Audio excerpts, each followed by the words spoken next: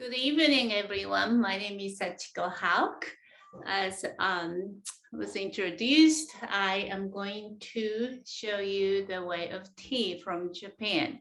First, I would like to share a short video of Shofuso Japanese House and Garden, where our group of tea practitioner practices tea and also do tea demonstration monthly. I would love for all of you to visit that place, but we have Zoom, so we don't have to travel.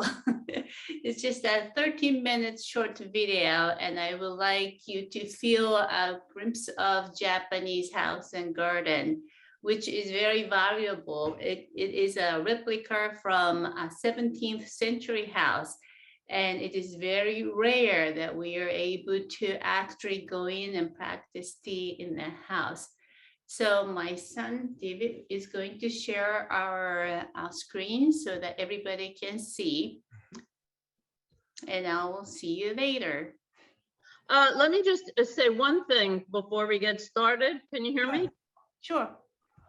I just want to say that we will be taking questions and you can enter them in the chat at any time this evening. So, okay, take it away. All right. Here we go.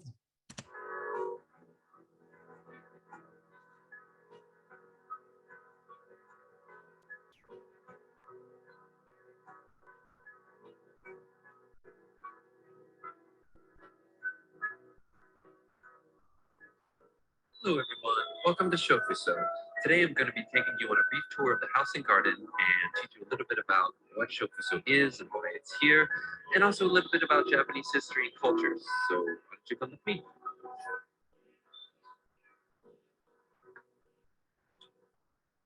Shofuso was designed by architect Junzo Yoshimura and built in Nagoya, Japan in 1953 before being disassembled and transported by boat to the Museum of Modern Art in New York City. After a year and a half on display there, it was taken apart once again before finally being moved to its permanent home here in Philadelphia in 1958.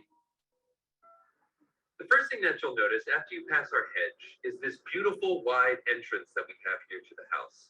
Now, this is your first clue that Shofuso is a very special place for very important people. Now, every Japanese house is going to have this area over here called a genkan, which is just a place for removing your shoes. But Shofuso also has this, which is called a shikidai. And let me explain to you why that's important.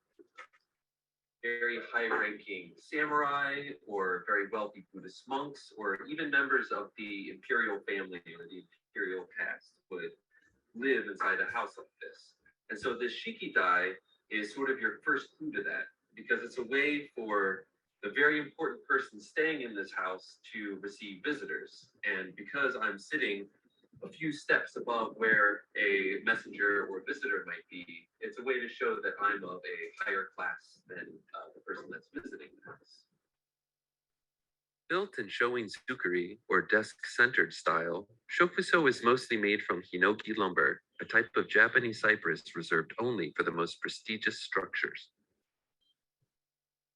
So Shofuso is a 17th century style structure, and it's the only house of its kind that exists outside of Japan. So we're extremely lucky to have this here in Philadelphia. And you can see on the inside how extravagant its architecture really is. Again, just a reminder of the type of person that would have been in a house like this. So you can imagine yourself in the 1600s in Japan, being a wealthy samurai or member of the imperial family, and perhaps coming here to stay for a while. The first of Shofuso's 3 gardens is our beautiful and large hill and pond garden, which is really just a viewing garden meant to be viewed specifically from our main veranda here. So the idea is that you are this very wealthy and powerful person staying in this house, and you'd want something very beautiful to look at while you're inside of it. So this garden, again, is like a living painting that is hung in front of the house as an extension of its interior. So from our main veranda, we can actually go inside of one of the rooms of the house. these doors or amado on the outside are actually all removable. So on a very nice day, you could actually have your servants take off all of these doors and really just open up the house to the outside world. But for now, let's come inside.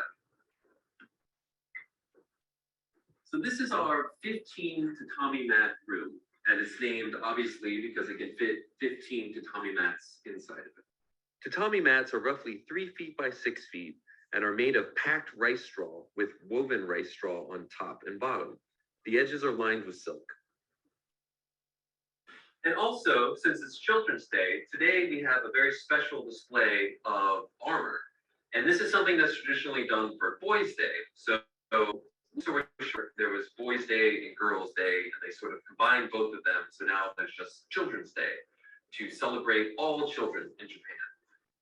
The armor sits on a tokonoma, which is a space for displaying art or scrolls.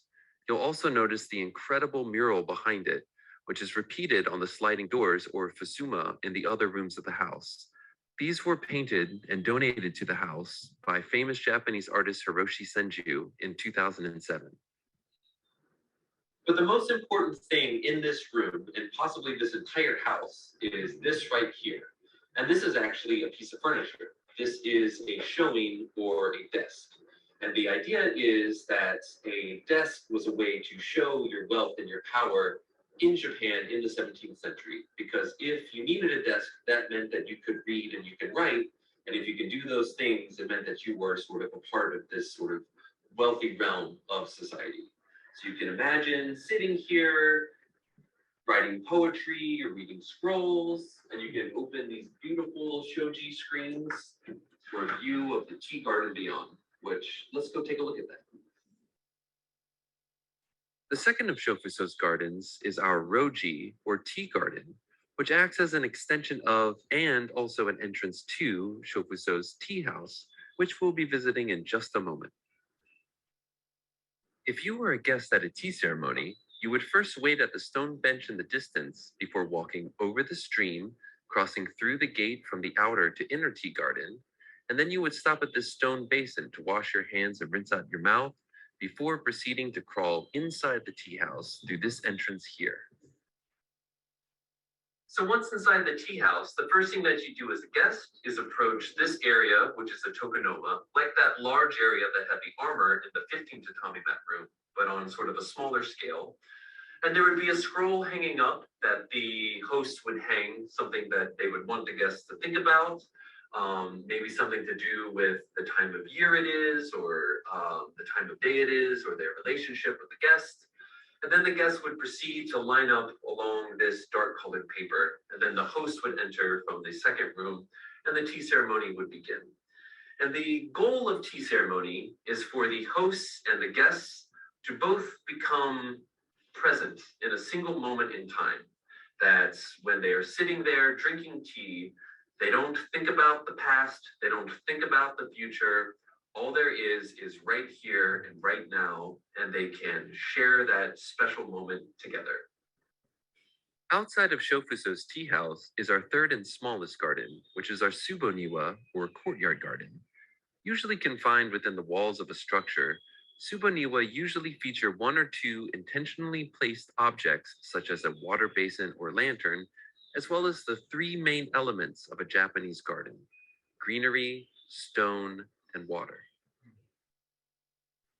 So next to our tea house and also connected to our Suboniwa is Shofuso's very own bathhouse. So let's take a look.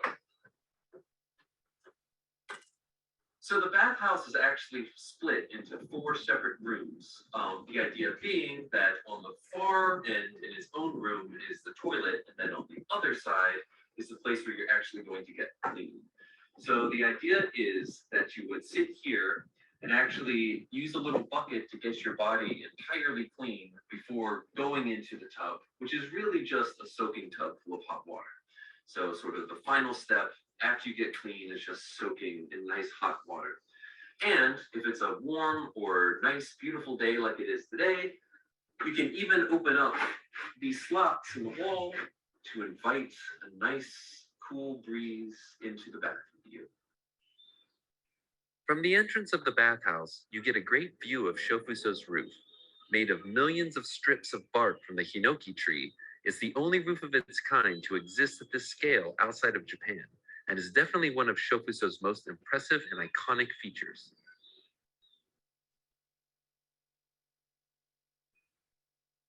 And the last stop on our tour is Shofuso's kitchen, which actually isn't a kitchen at all, but rather an example of a completely different style of Japanese house. The kitchen is in Minka style, which basically means people style. And the idea is that this is an example of a one-room farmhouse that you might find in the Japanese countryside in the 17th century and beyond.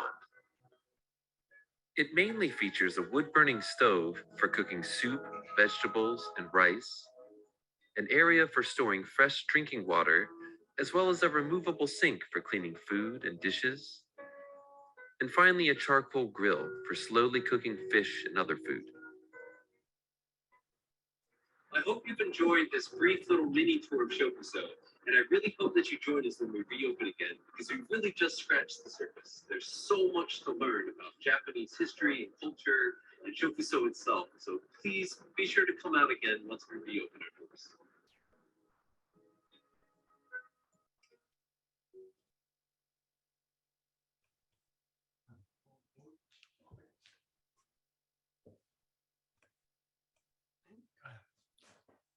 Hope you enjoyed that little introduction to a Japanese house and garden at Shofuso. Now, back to our home. We don't have that extravaganza pond or garden, but we do have a tea room in a house. That's where you are going to come in today to join tea with us. I'm going to introduce Mr. Yama-Guchi, who is a tea instructor here in Philadelphia.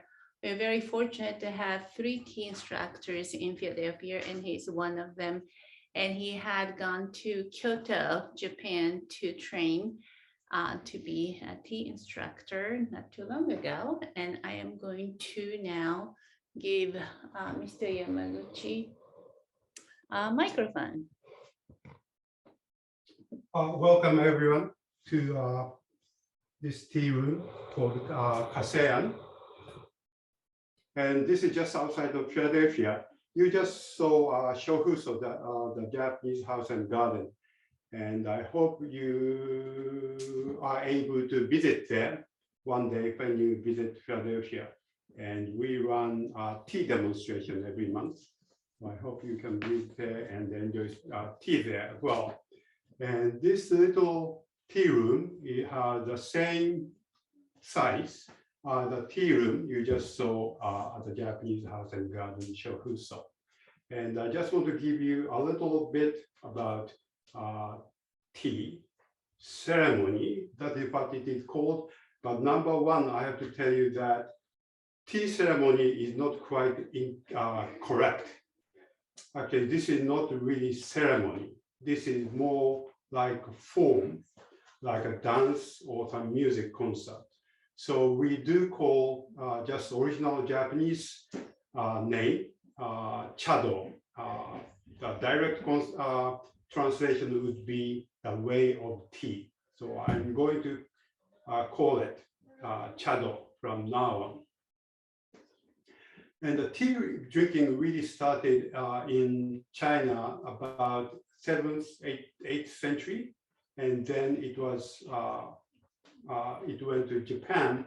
But the present form of tea you are going to see, Chado, was very much established by a man called Rikyu, R-I-K-Y-U, around late 1500s. And we continue making tea the way he was teaching. And we've been practicing this for the last almost 400 years. And there are many thousands of people in Japan and all over the world. And the way tea started was actually because of the caffeine.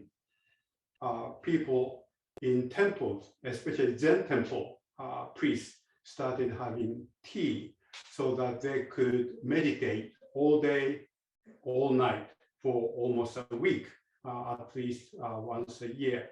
So it's really just to wake up as well as medicine. But around 1500, the middle of 1500, Rikyu came and he really established the present day, the way of tea. So that is a sort of history of tea. And I just want to introduce what tea room is like. There's always alcove, you can see, I hope. And there's always calligraphy. Today, we have one Ichigo Ichie. The top letter and the third character is one. And one time, one meeting. That really means, basically the message is live here now. What you are seeing, your friend, or even some object like a tea bowl. Tea bowl today and tea bowl today may be changing slowly, only very little bit, but it's changing. So you're really telling, live here now. And rather than in the past or in the future. And also they usually are always some flowers. And we do not manipulate flowers so much. Rikyu, R-I-K-Y-U, I mentioned, who established present day tea, way of tea, said, flowers should be presented as in the nature. So that is a way to the flowers. And also you can probably see, if you can move the camera to furo, you can see furo and kettle. The hot water is being made. And the way of tea is often called it the comprehensive art.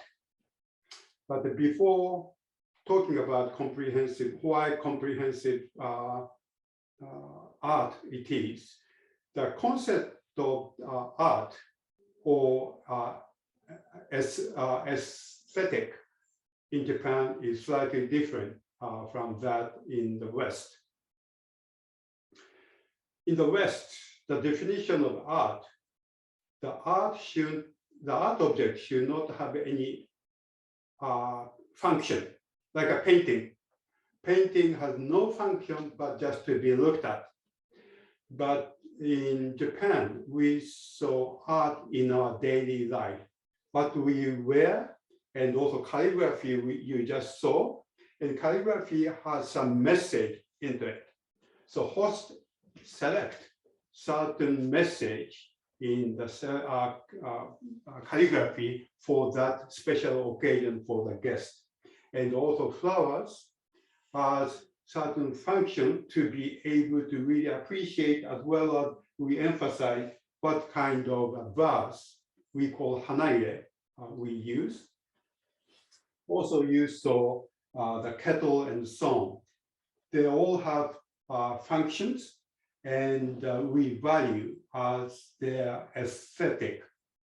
And of course, tatami mats, the Shofuso, in the Shofuso video you looked at, and also ceiling and doors and so on. And you probably have noticed, rather than painting at Shofuso, all the doors are all painted. So doors have functions and also aesthetic art there. That's why we call it's more comprehensive art, as well as the fabric, some silk fabric, as well as ceramics. We are going to see the whole art.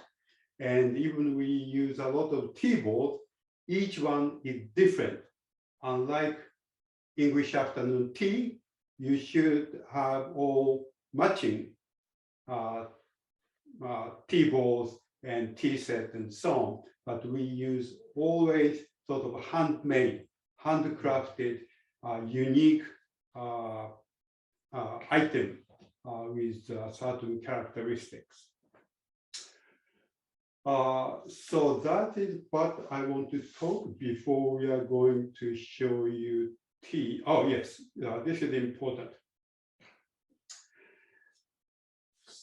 So this is really practice of mindfulness has become very popular, and many people started experiencing mindfulness, how important it is live here now. We often think about what breakfast I'm going to prepare during dinner time, or what I'm going to do for even for Christmas dinner, what kind of menu I should have, and so always something future or regretting or feeling happy about the past. It's very important. That is the way meditation teaches you live here now. But meditation tends to be just you sit still, but that mindfulness should be applied to your daily life. And this is one sort of practice, making tea. So when Sachiko is going to make tea, it's really rather slow, but she's putting all the attention to every movement. And also guest also looks at and focus what's really going on. And of course, conversation goes, but because you are really mindful, so you can really have the very deep conversation, as well as you can enjoy some really nice seasonal sweets. It all again handmade, and also really delicious tea. And I believe Sachiko has sent some fresh matcha tea to some of you already. So if there's any question, I believe there's a Q&A session later on. So is Sachiko-san ready for tea making? Okay, so before Sachiko is going to make tea, I'd like to show what the guests should do. So shall we show how guest comes into the room? Yaso-san. Yaso is a cameraman today.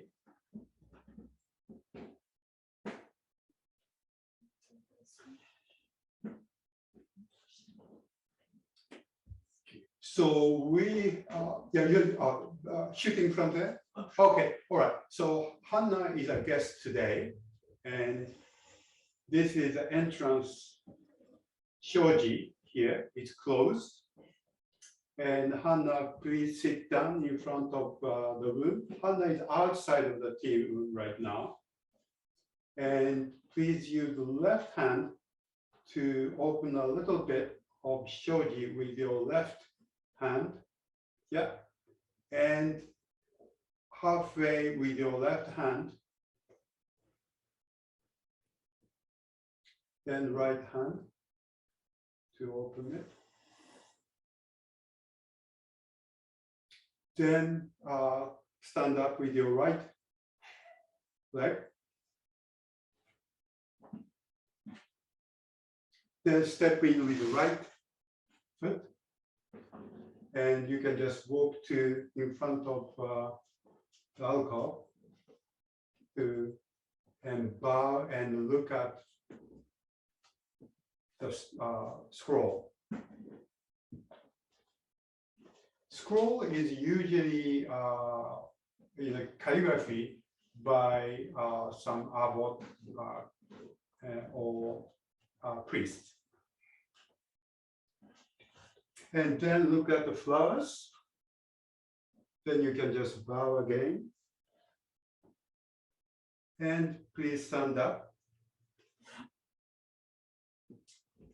And move to your seat and sit down. And Helen, if you could go ahead and pin the moving camera, that'd be great for this.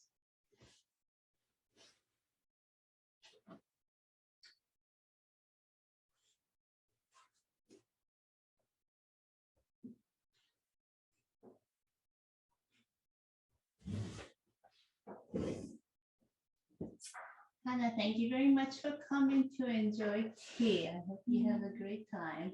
Thank you for having me.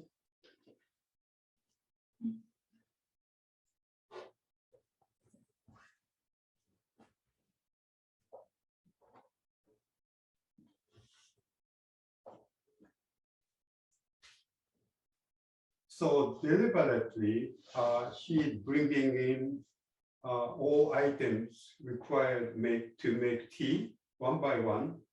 And also she's going to purify each one.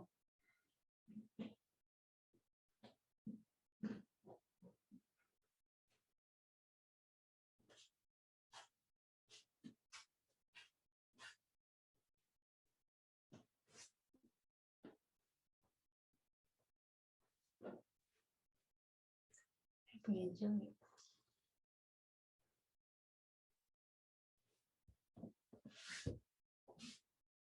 And probably you want to zoom in to this okashi, which was handmade by Sachico.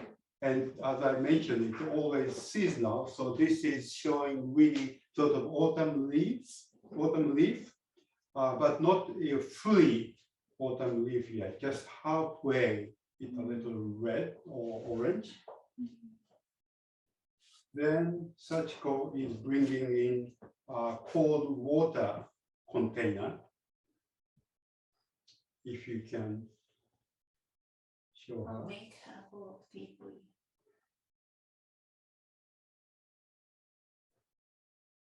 So she's bringing in a mizusashi, cold water container.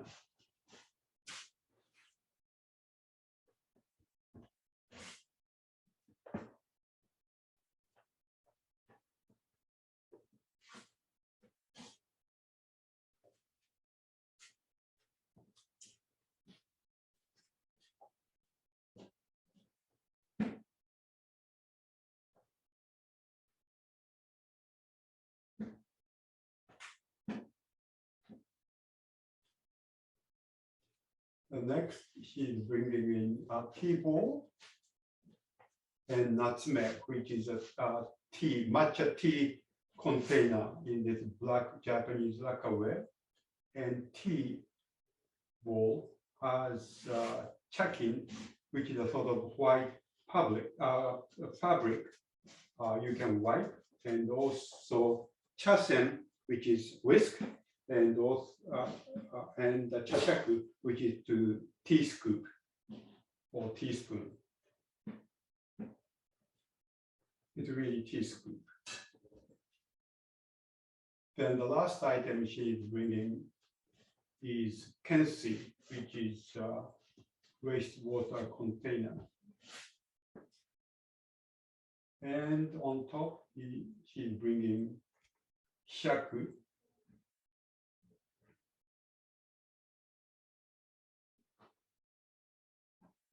And she placing bamboo made futaoki to place shaku. Can I just interrupt 1 minute? I think I don't have the right screen pinned. They can't seem to see you for some reason.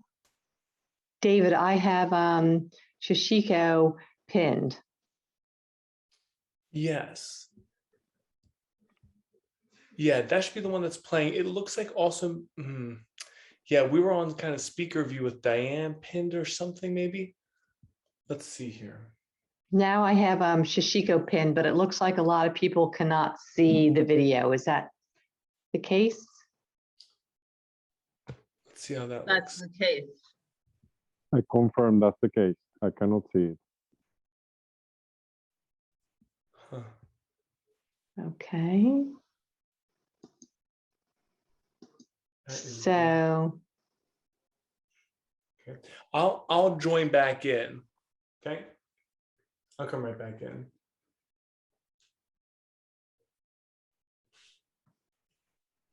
All right. Let's see. thank you for your patience. We just want to make sure you can all see. Mhm. I have her pinned and so I can see her.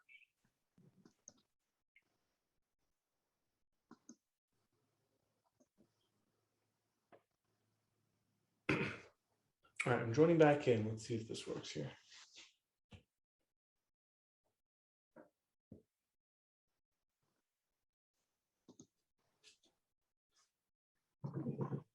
Here's with that screen, maybe disappeared. What time? Who's that? So I'm in the meet. Is that correct? Yes. There we go. Yes. So Sachico Houck. I'm seeing it on my side. Do you want me to pin her or make her speaker view? Yes. Let's pin that video. Let's pin this Okay. out. I pinned it. That would be perfect. Yeah, and we don't want the David Houck one if you can, because I see some people. We started with the David Houck one. I went ahead and shut that off because that's kind of a different camera. So the Sachico Houck Right. is that we're using now. Okay. Awesome. Thank you. And David, you can go this. If you need to, you can pin Sachico Houck on your own computer if that helps. But is that good? How do you do that? Under your, if you go to the participant list Yeah, and scroll down to Sachico, you should have the option to pin. thank you. So shall we start? Why don't we do one last thing? I think we'll do, if I can just do one more thing, and then this hopefully will kind of solve our issues here. I'm going to do this. So let me turn all this off here.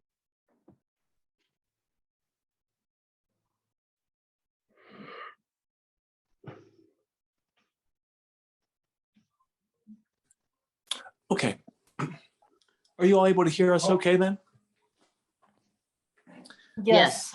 Okay, fantastic. So hopefully speaker view is going to work now because we're using the audio through our phone. So this should work a little bit better for us then. Yes, we're great. Thank Okay. you. Perfect. Thank you.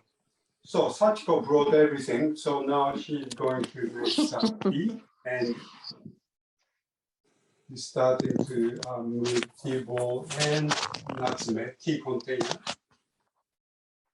Again, each one is sort of we treat as art object.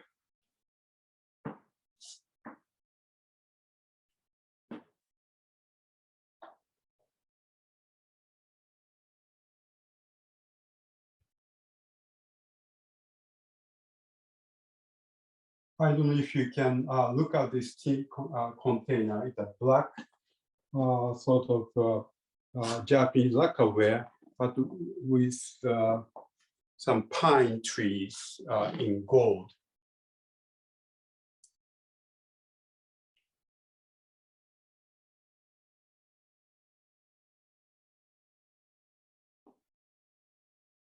And now Sachiko is purifying.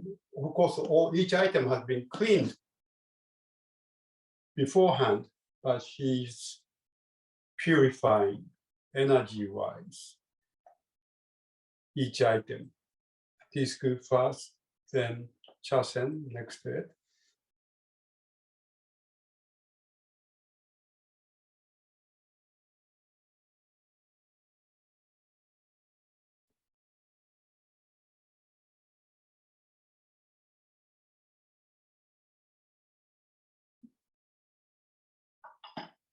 Opening the kettle.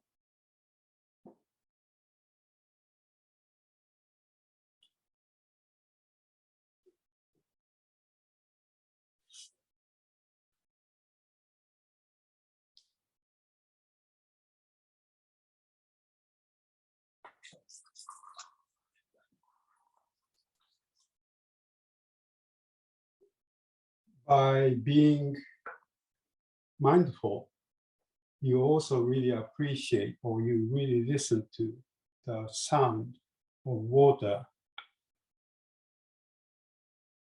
dropping to the tea bowl too. I don't know if you could hear it.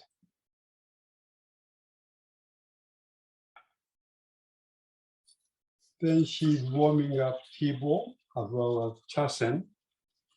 Make sure everything is okay.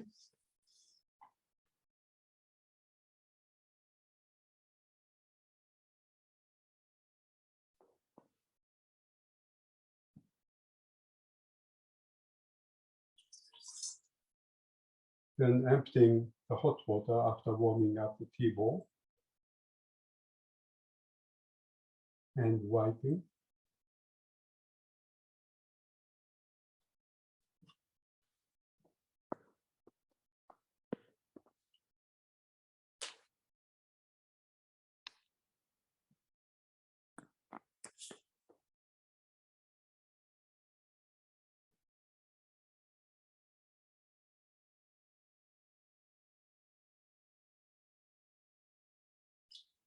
Please enjoy your sweet now.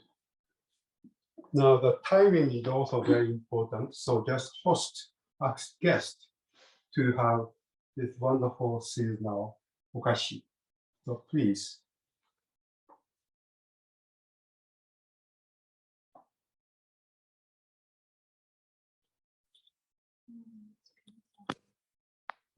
So the guest, the timing is important because then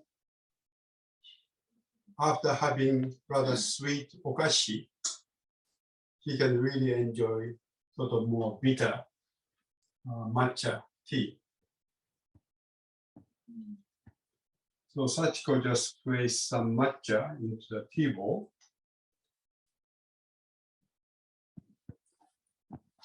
Then opening the cold water container to adjust the tea temperature.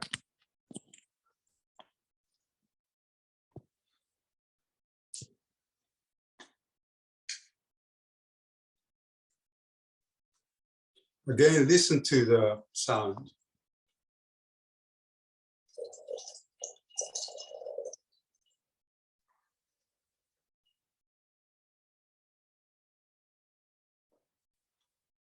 Listen to it again.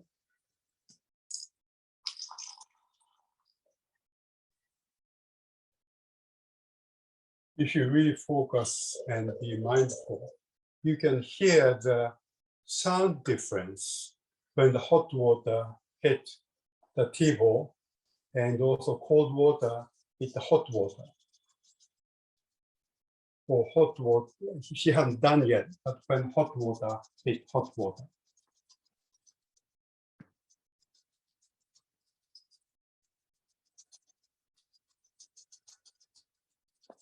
By being mindful like that, your mind becomes quieter and quieter and really become very stable.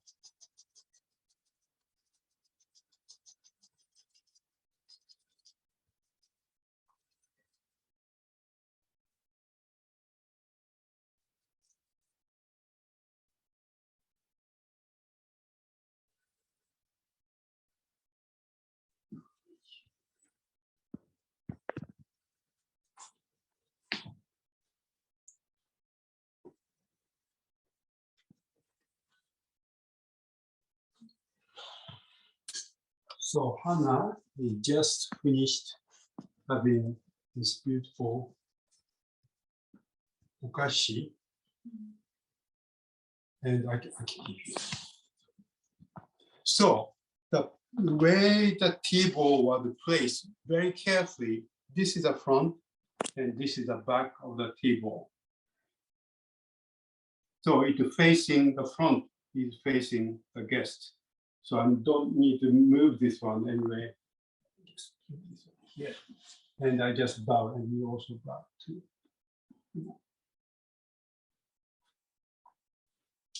Then the way you have your tea is you just pick up, just show her, just pick up with your right hand out and place inside the black line.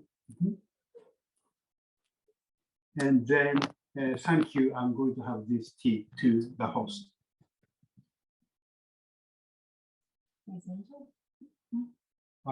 We say, お手前頂戴いたします. Then you pick up with the right hand, place on the left hand, and just say thank you again. Thank you. And then move, turn 2 to 5 o'clock. Imagine this is like a clock, and 2 to 5 again. So that now the front is the other way. You are drinking from sort of from the back door. Then hold tight, then enjoy. The matcha tea has a lot of foam at the top. They call crema, all right, in coffee.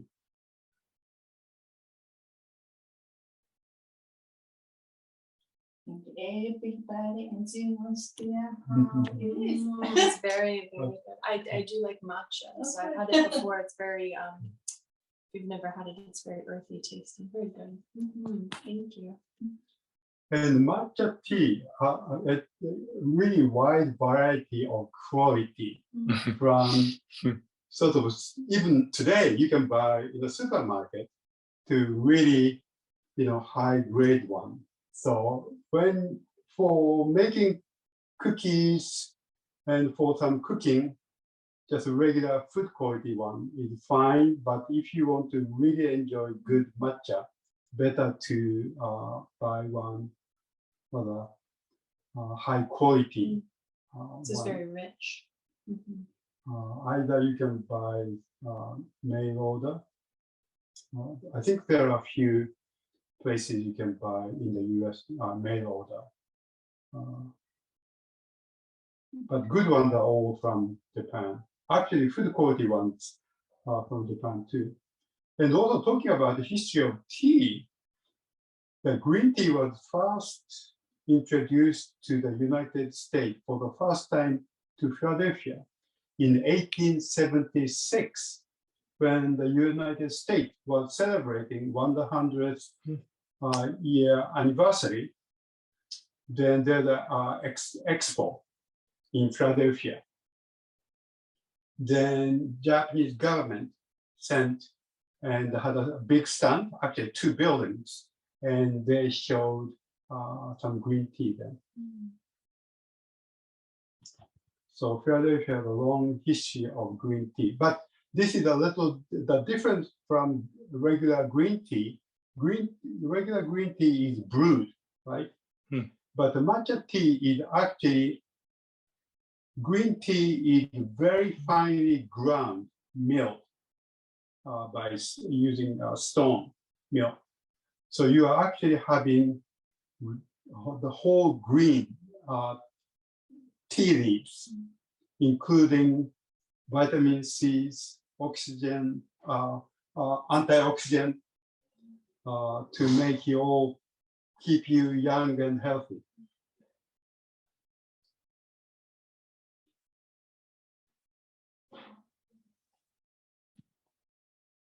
So Hannah is finishing her tea.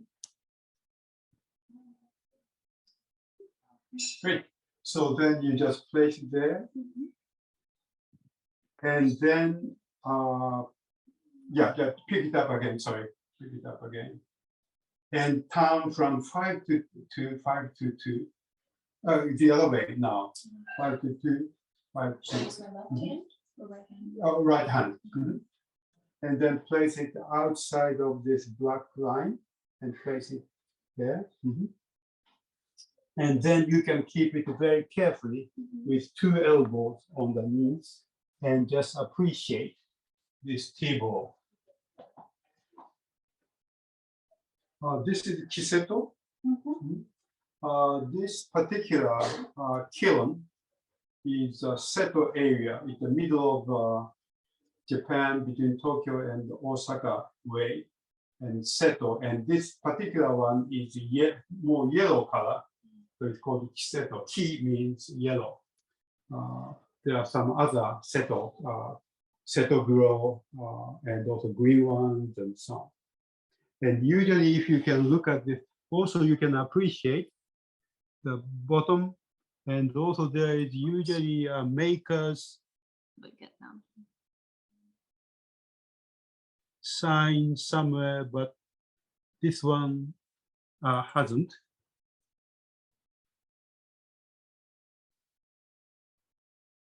So you can really appreciate. And often if you go to Japanese museums, actually you can have some really old tea bowls, which are usually exhibited in the museum, but you can actually have tea from those items.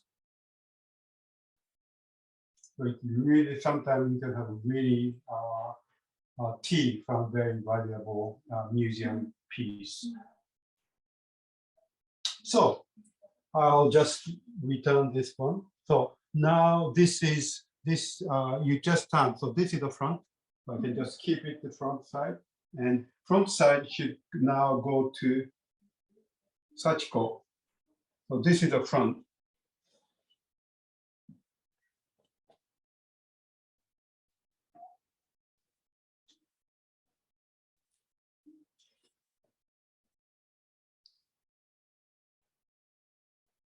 Now she's again placing some hot water.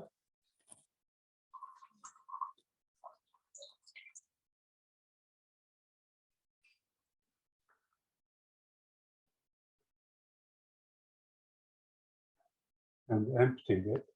Then guests have to say, please stop making tea. Otherwise, you can have second, third, fourth, fifth, until you ask to finish. Or stay there to serve a guest. I will close then. Then Sachico just said we're going to close. So now she's going to rinse the tea bowl with cold water. Again, listen to the sound.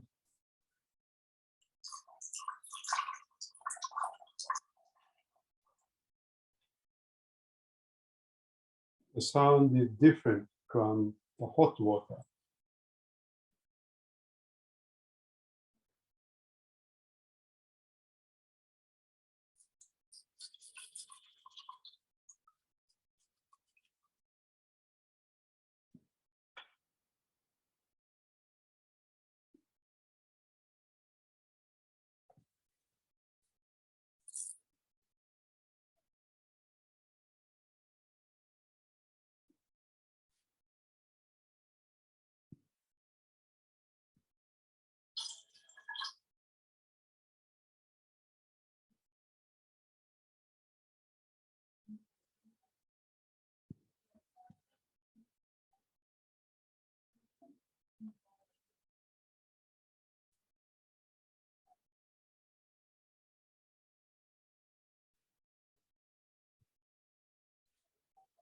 So she's now again cleaning everything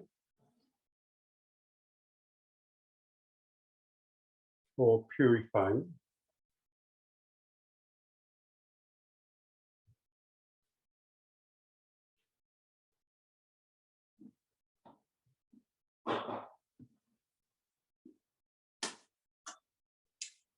What is the time-wise now? Are we on time or behind or ahead?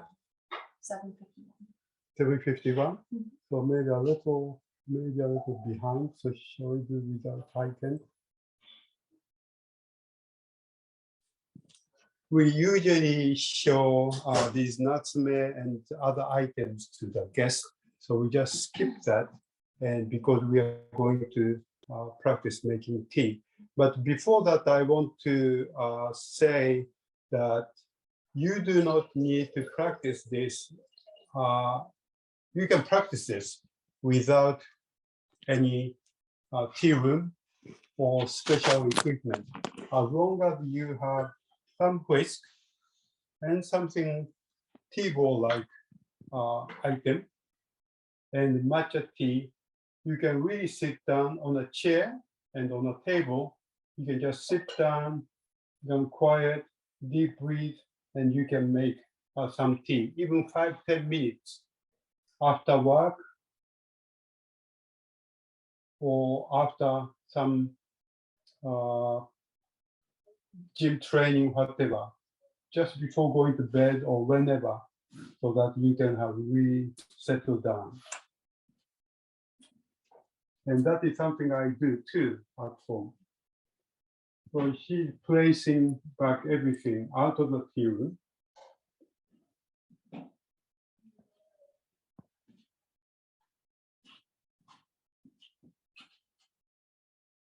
Now she's taking tea container and charm. Okay.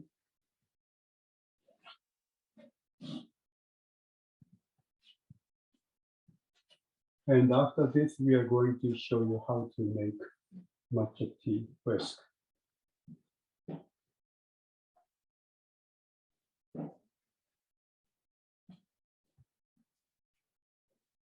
And also we are mindful of how the sound of kettle boiling. We have a special name for it. We call it sort of wind through pine trees. It sounds like a little wind going through pine trees. Shofu.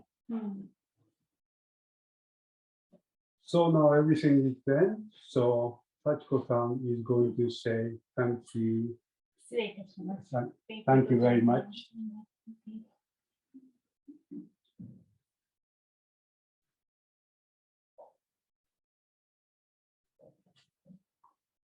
Great. So this is it. And we are going to make some tea with you. So Sachico-san is going to demonstrate making tea. So many of you, I think, received an envelope with about 4 grams of tea. Now it's time to get that out from the refrigerator, hopefully, and make some tea. Are we ready for this? So I think some of you might have a chasen like I used, but you can also use, if you can see this, milk froth that you might use for coffee, or a little small Whisk. or big whisk, but depend on how big your bowl is. And I think this is usually used for eggs. The temperature of the water should be around 180 to 190 Fahrenheit. You can first try to measure your temperature. Are we ready to make tea?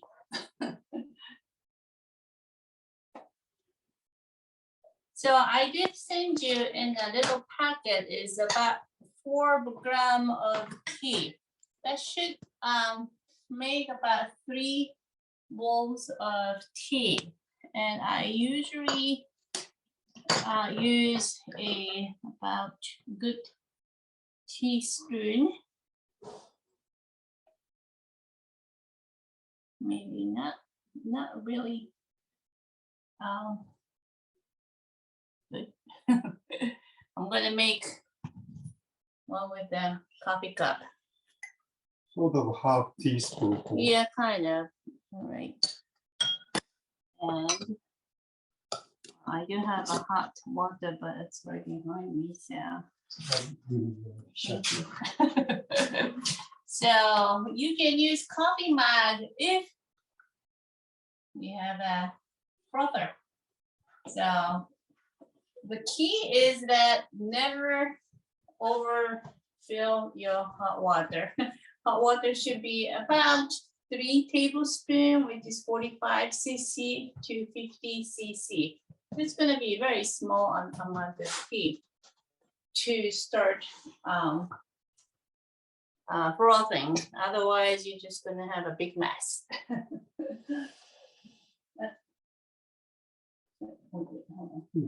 I should get a little closer.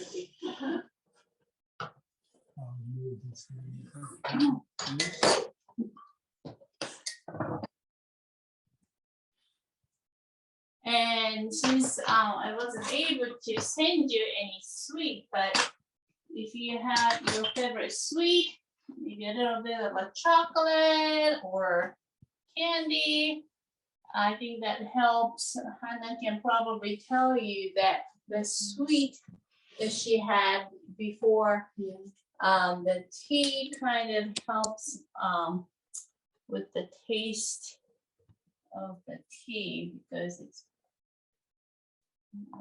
there we go. Pretty strong. Yes. A little bit like that. So as Keijiroh and Mr. Yama-Guchi said, it's actually a tea leaves inside. Here we go. You see? I like this one the best actually. And you can add some milk if you like, or some honey or sugar. Of course, you can use this as a milkshake and stuff. You can, it doesn't have to be hot actually. The key is you don't put too much water. So here we go. Now, if you have a big bowl like that, I think this is where you can use the big whisk like this. I'll try. Not sure if I can look at each screen of all of you, but are you trying? Yeah, I hope everyone is trying making tea now with hot water.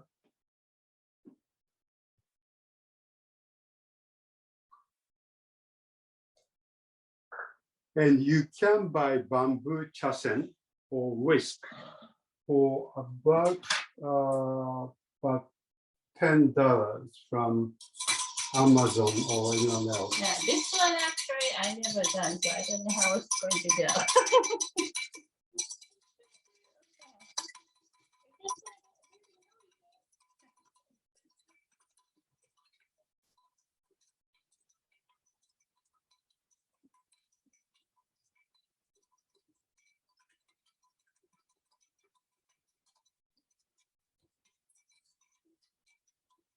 Not too bad. Make the fourth bit better. All right. Something like that.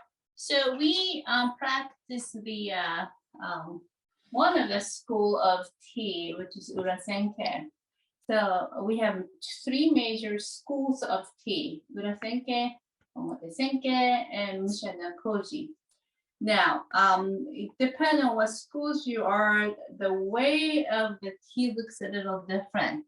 Now, this is the way that, Omotesenke might want to try because not covered with the 100% form, but they will say this is a little bit of like a moon shape that you're going to leave. So I kind of made a Omotesenke type of tea. On the other hand, the one that is covered with the foam, this is the way that Urasenke, which is other schools of tea, would like to make. So I hope you're being successful making tea.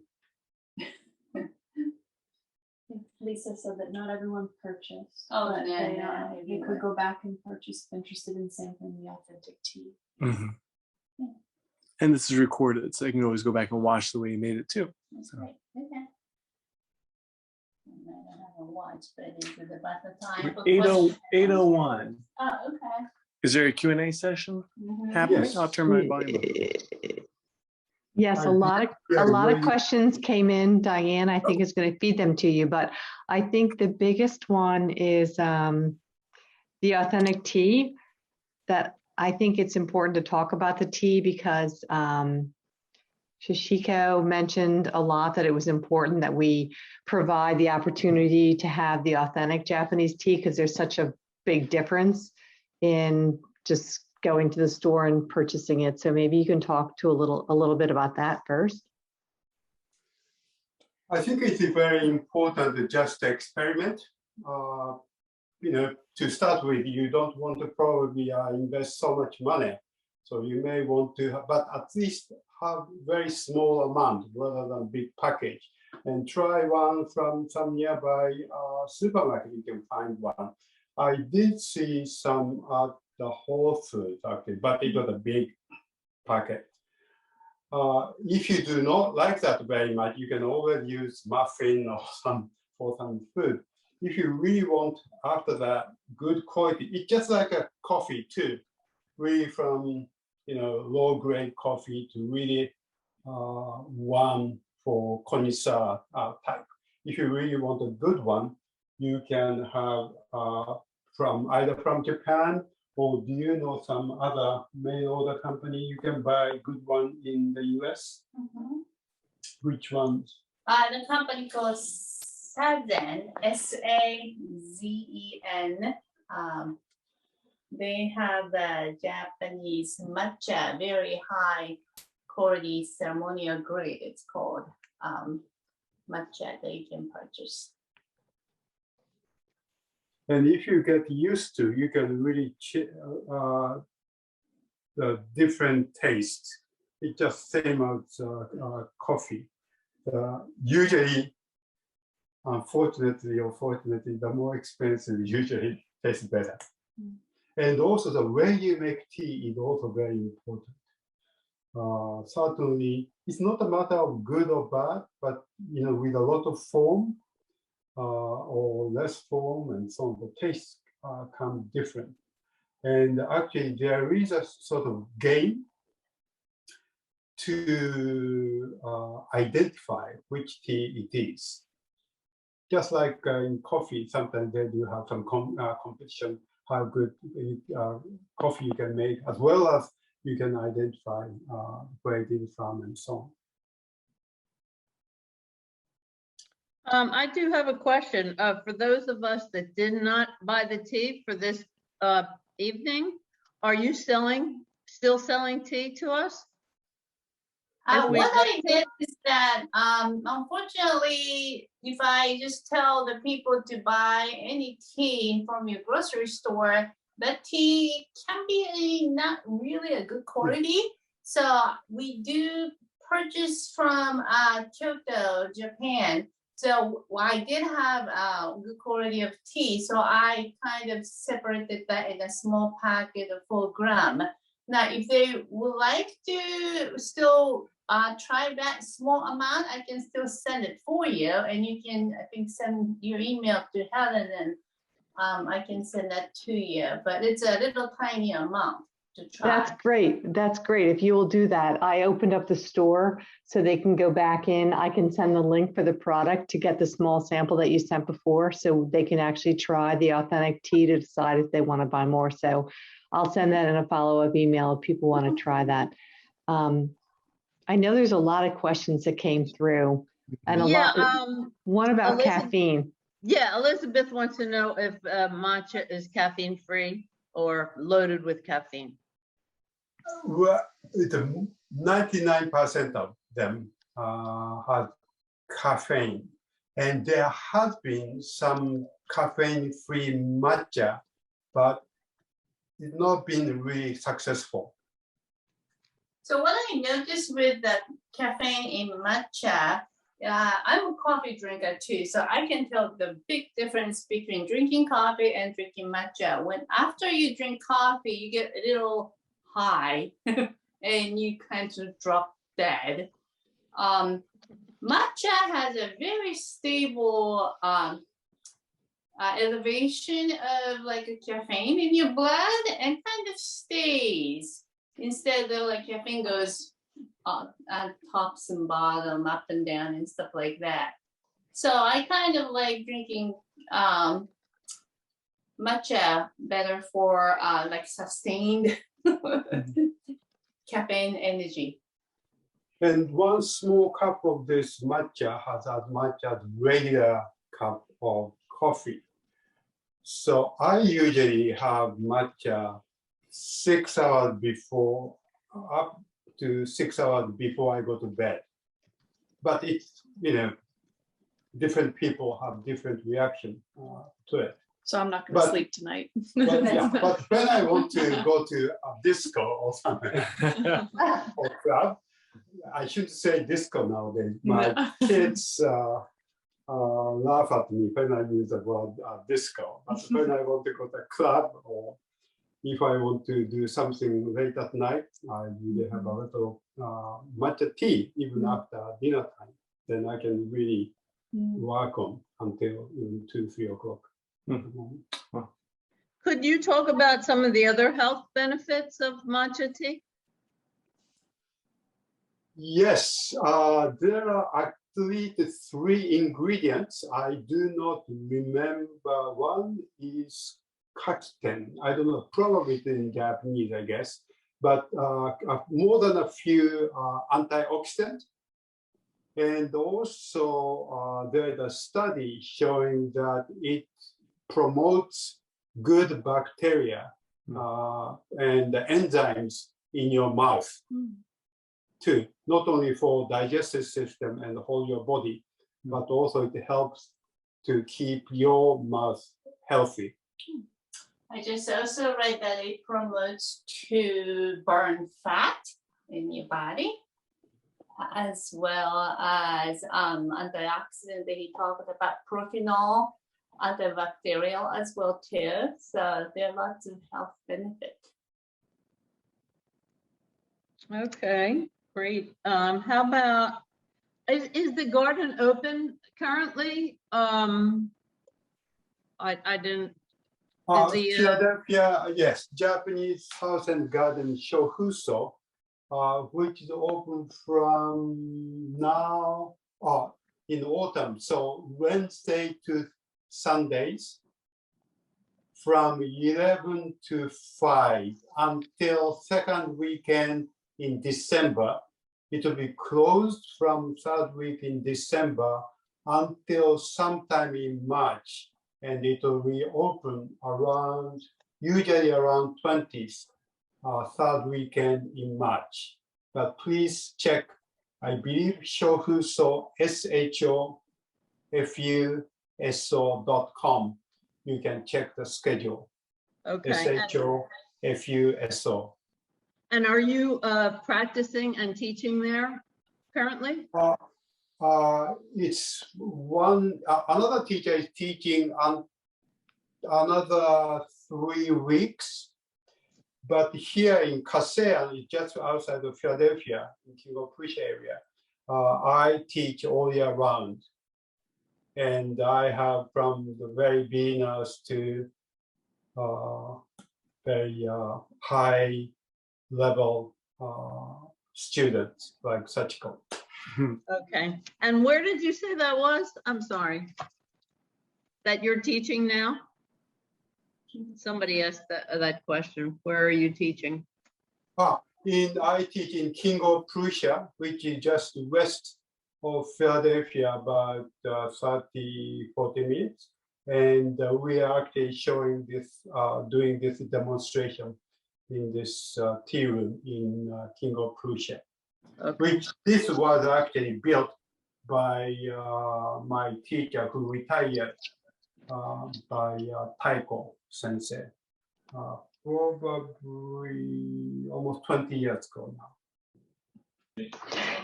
Could you, I saw a question come in earlier, I know, and you mentioned it several times, and I know Sachico, originally we were hoping to send more of a sample with the tea, the significance of having the sweet prior to the tea. I know you mentioned the importance of that, but could you just refresh the participants' memory on why you serve a sweet before the matcha tea?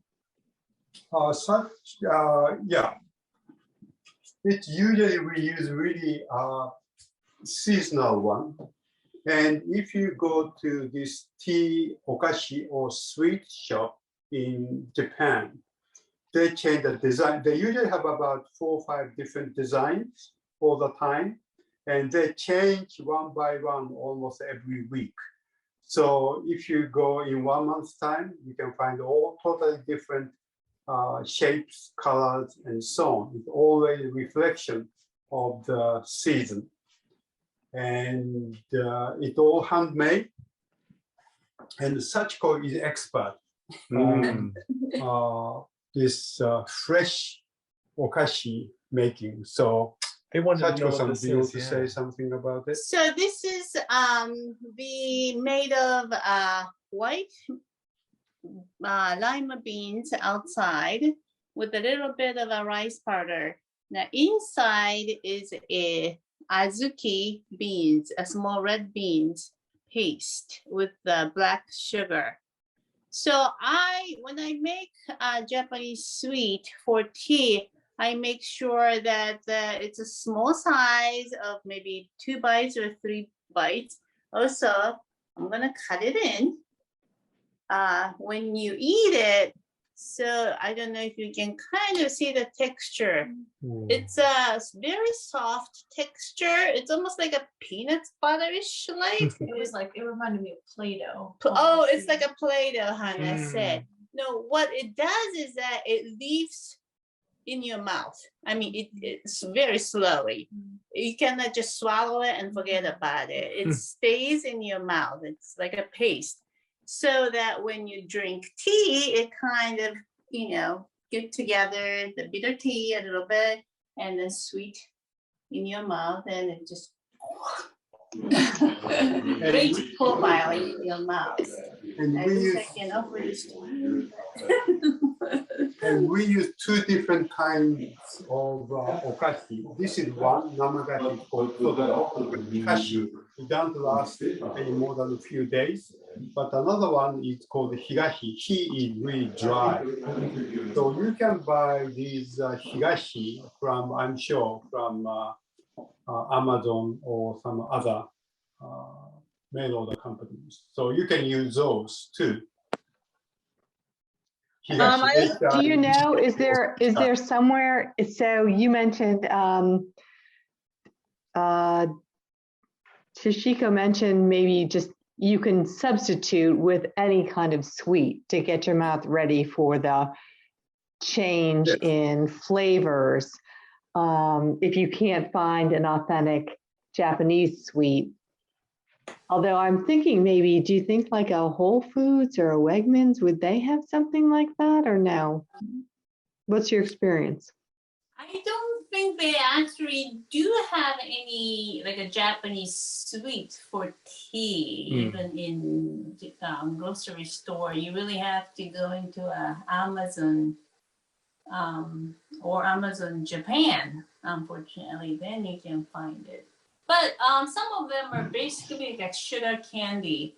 The one that Mr. Yama-Guchi was talking about, the dry sweet, is like a kind of a sugar candy. So I think you can find something like that, maybe. It's a very You mild. can Google sweet. Higashi, H-I-G-A-S-H-I, and also Higashi has all different colors, shapes, and also seasonal as well. So you can enjoy the season. Okay, can you spell that for me again? I'll put it in the chat box. H-I? H-I-G-A-S-H-I, Higashi. Great, perfect. That's great. For someone that wants something And Higashi lasts authentic. a long time, more than a few months. Oh, okay. That's good to know. I also know, and Diane's probably going to mention that, the type of how hot the water should be to use the matcha. We usually use sort of the best is spring water and well water. And certainly we thought of our house I live in, the area, I got a really good running water, good quality, but still I filter it. And better not to use too hard water. And the temperature, the perfect temperature? Around 180, yeah, around 180, 190. But it also, you can experiment. My preference is even less than 180, but they usually say about 180, 185. And what someone wanted to know why matcha was chosen for the ceremony. Is there any historical significance to it?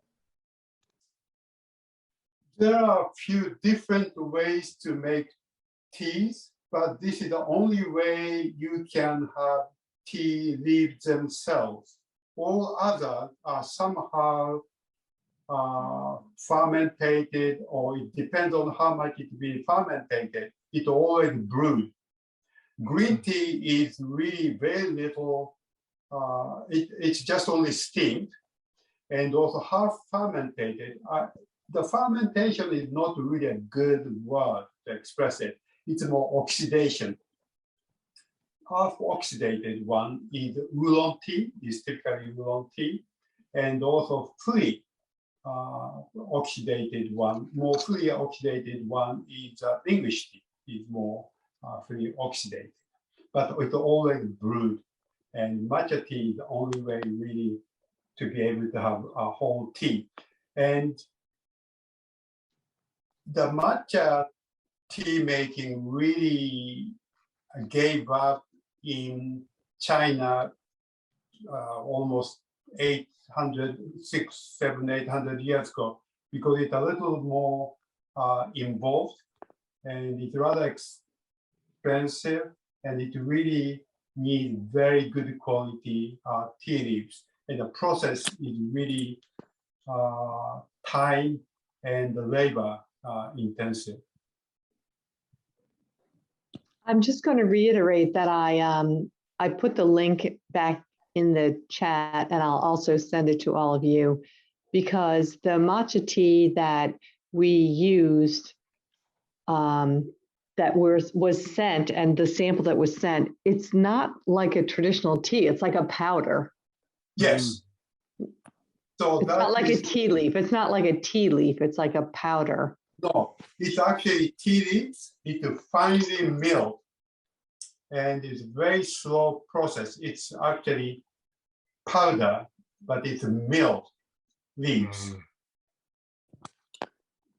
And I think that's probably what makes a difference. Sorry? Do you have one there with you? Do you happen to have any of the tea there so you could show it? Yes. Before you put it in? Oh yeah, you have the canister.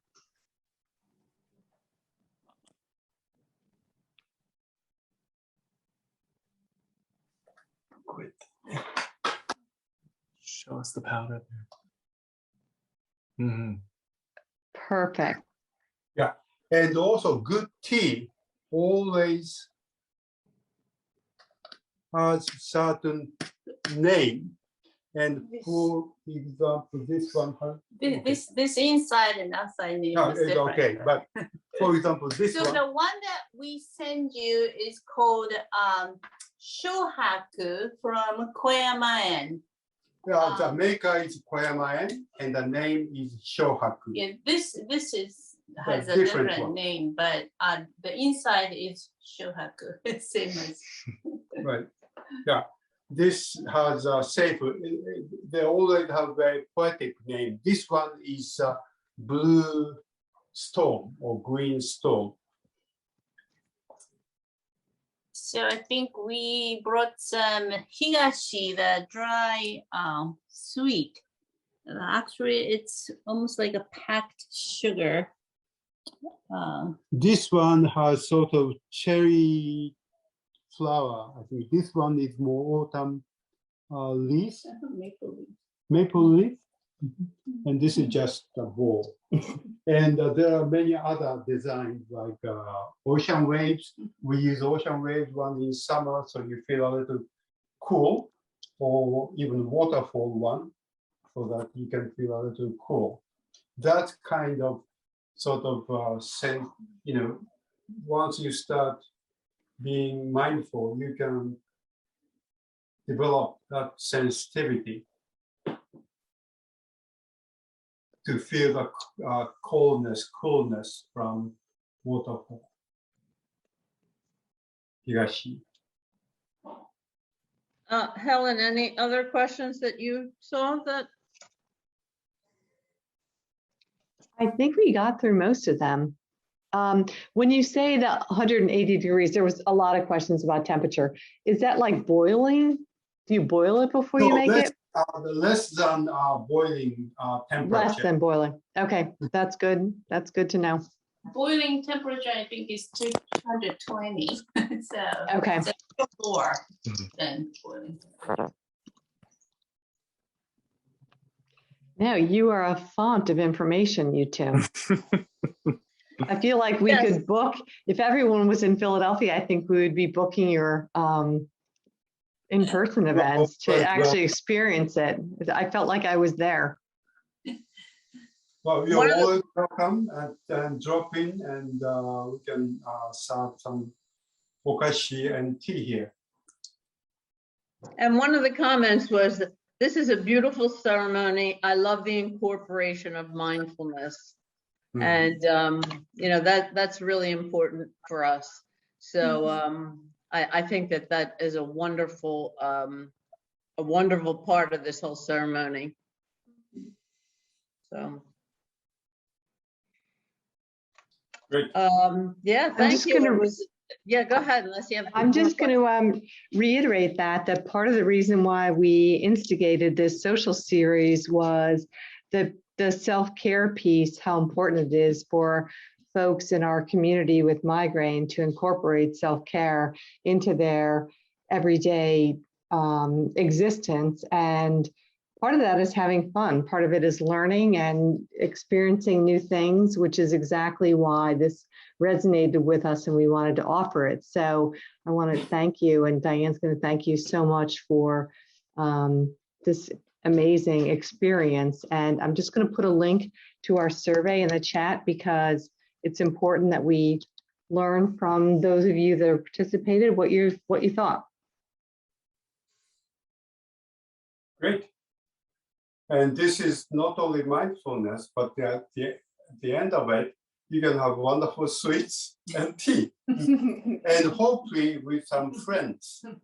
Exactly. Because Exactly. in any developed culture, always there is, sharing food.